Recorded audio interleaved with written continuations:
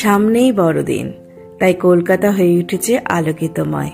সেই পুজোর সময় দুর্গাপুজো, আবার এই সময়। আচ্ছা, আমাদের কলকাতায় এরকম আলোকিতময়ের মতো কি মানুষের মনগুলো হয়ে উঠবে কোনোদিন আলোকিতময়?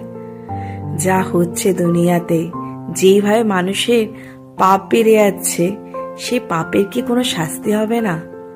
সবাইকে এক হতে পারবে না? মনে হয় যদি তাদের মনগুলো এরকম আলোময় হয়ে উঠলে আর প্রয়োজন ছিল না এত আলোকিত সাজায় সজ্জিত করার জন্য কলকাতাকে।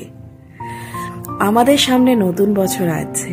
নতুন বছরে আমি একটাই শুধু প্রার্থনা করব, 2024-এ যেসব ঘটেছে, মানুষের মনে যা দাগ কেটে গেছে, সেগুলো প্লিজ 2025-এ যেন না হয়।